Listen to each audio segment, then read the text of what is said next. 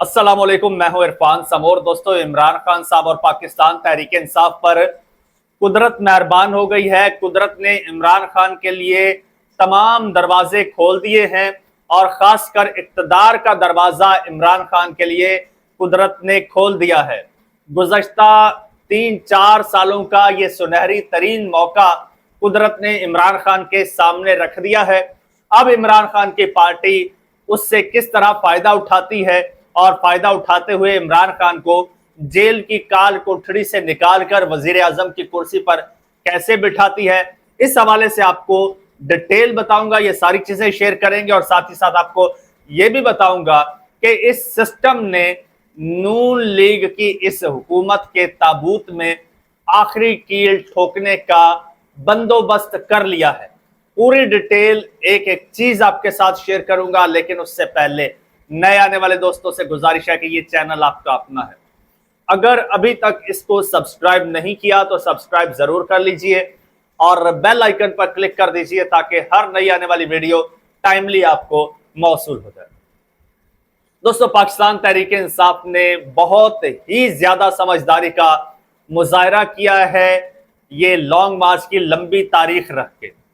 No doubt PTI का जो worker है वो इस वक्त शदीद बरहम है, गुस्से में है, क्योंकि पीटीआई का वर्कर चाहता था कि कोई बड़ा और शॉर्ट पीरियड का ऐलान होता, हम तैयारी करते और कोई प्रोटेस्ट करते, कोई इनकलाब आ जाता, कोई रैली निकालते, कोई लॉन्ग मार्च करते, इमरान खान साहब की रिहाई के लिए कुछ करते। अब वो नहीं हुआ, ऐलान लंबा हुआ है, 27 सितंबर का हुआ है।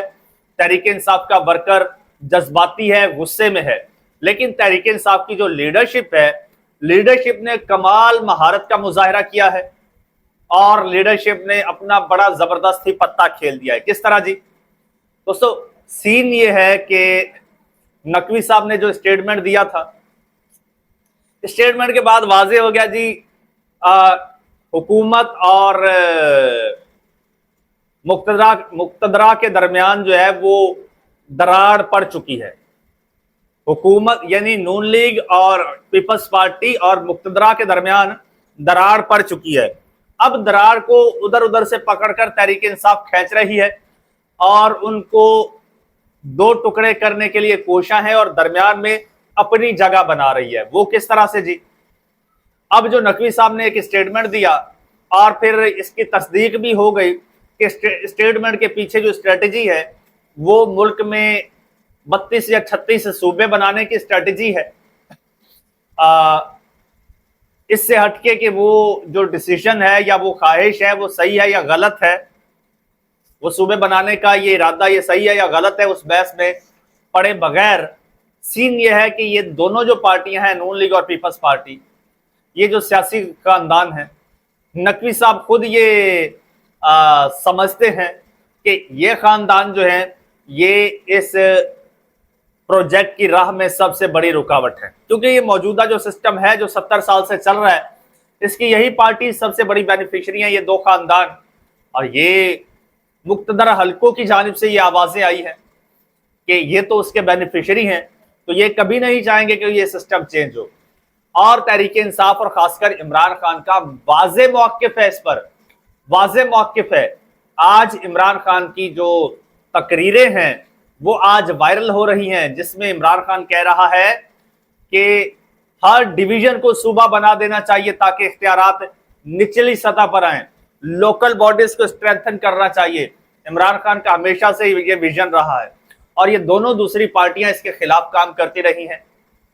तो अब सिस्टम ने भांप लिया है, पूरी रिसर्च की है इस पे और उसको पता चला है कि भाई यही दो पार्टियां हैं जो इसके राह में रुकावट हैं, जिनसे हम उम्मीदें बाहर लेके बैठे हैं।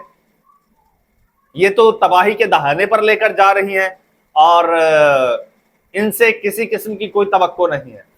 अब राबता कर लिया गया है पीटीआई से। पीटीआई से कहा गया है कि भाई अब तुम लोग आगे आओ, आपकी पार्टी, आपके पार्टी लीडर का ये नजरिया है, कंफर्म कर लो कि आज भी कायम हो उस पर। तो तहरीक इंसाफ ने कहा जी अल्हम्दुलिल्लाह हम आज भी उस पर कायम हैं। आज भी कायम है तो ठीक है, आप आइए जी आगे। उन्होंने कहा जी हम आते हैं आगे। अब इसी तनाजुर में बैरिस्टर गौहर ने अदम एतमाद की बात की है। अब होगा क्या दोस्तों, अब बैरिस्टर गौहर ने कौमी हुकूमत की भी बात की है, कौमी हुकूमत की बात की है ना बैरिस्टर गौहर ने। अब कौमी हुकूमत में पहले ये होगा कि नून लीग के खिलाफ अदम एतमाद आएगी, चाहे उसके साथ लिए पीपल्स पार्टी को साथ मिला लिया जाए, क्योंकि पीपल्स पार्टी जो है, पीपल्स पार्टी बार बार फॉर्म 47 क्यों कर रही है। पहले पीपल्स पार्टी से वोट दिलवाया जाता था किसी भी बजट में, किसी भी कानून साजी में। अब पीपल्स पार्टी वाजे कह चुकी है कि नहीं, पीपल्स पार्टी हो गई साइड पे। शहबाज शरीफ साहब से कहा जा रहा है कि जी एतमाद का वोट लें। शहबाज साहब जैसे ही एतमाद का वोट लेंगे तो धड़म से गिर जाएंगे, अगर नहीं लेते तो मुमकिन है कि उनके खिलाफ अदम एतमाद आ जाए। तो उसके बाद क्या होगा, उसके बाद अब प्लान ये है कि एक नेशनल गवर्नमेंट एक तश्कील दी जाए, जिसकी सरबराही, जिसमें पाकिस्तान तहरीक इंसाफ का भी हिस्सा हो, शेयर हो, या शायद उनको सरबराही दे दी जाए। जब तहरीक इंसाफ के पास गवर्नमेंट चली जाए, चाहे लूली लंगड़ी जैसी भी हो, तहरीक इंसाफ ने पहला काम क्या करना है, वही जो शहबाज शरीफ साहब ने किया था, यानी कि नवाज शरीफ साहब के केसेस खत्म करना, उनकी नाअहली खत्म करवाना, इसहाक डार की नाअहली और उनका वो रूपोशी खत्म करवाना, केसेस खत्म करवाना।